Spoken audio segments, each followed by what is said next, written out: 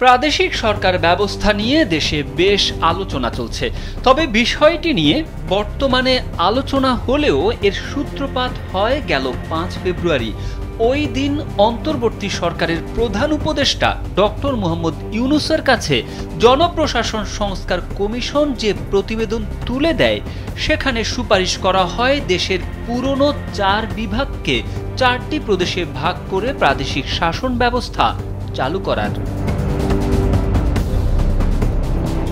জাতীয় নাগরিক পার্টির যুগ্ম আহ্বায়ক সারোয়ার তুষারের সাম্প্রতিক একটি বক্তব্য, যেখানে তিনি বলেছেন প্রাদেশিক সরকারকে বাংলাদেশের জন্য ঝুঁকিপূর্ণ বলে আমরা মনে করছি, এটা এই মুহূর্তে দরকার নেই। এরপরেই জনমনে আগ্রহ দেখা দিয়েছে প্রাদেশিক সরকার ব্যবস্থার লাভ ক্ষতি নিয়ে।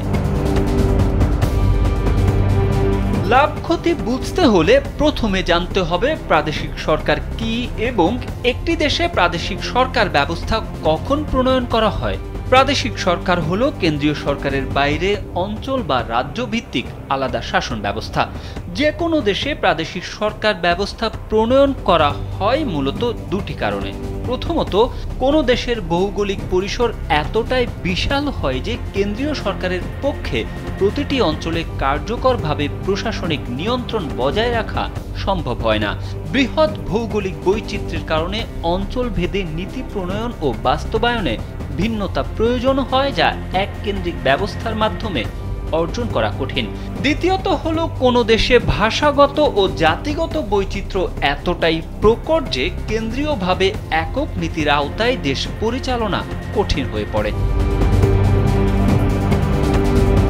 জনপ্রশাসন সংস্কার কমিশন বাংলাদেশে ৪টি প্রদেশ গঠনের পাশাপাশি একটি ক্যাপিটাল সিটি গভর্নমেন্ট প্রতিষ্ঠার সুপারিশ করেছে। এই প্রস্তাবের পেছনে অন্যতম প্রধান যুক্তি হলো ঢাকা কেন্দ্রিক ক্রমবর্ধমান জনসংখ্যার চাপ ও কেন্দ্রীয় সরকারের সম্প্রসারিত কার্যপরিধির কারণে বিদ্যমান প্রশাসনিক কাঠামোর কার্যকর সেবা প্রদানে অপ্রতুল হয়ে পড়া। তবে বিশেষজ্ঞরা বলছেন শুধু প্রশাসনিক বিকেন্দ্রীকরণের যুক্তিতে প্রাদেশিক সরকার ব্যবস্থা চালুর বিষয়টি গভীর পর্যালোচনার দাবি রাখে। তবে অনেকেই বলছেন ৪ প্রদেশে ভাগ করা হলে ঢাকার উপর হয়তো চাপ কমবে, কিন্তু সরকারের আর্থিক খরচ বাড়বে। এছাড়া প্রদেশ ভিত্তিক বিভাজন দেশের জাতীয় নিরাপত্তার জন্য হুমকি হবে কিনা সেটাও বিবেচ্য।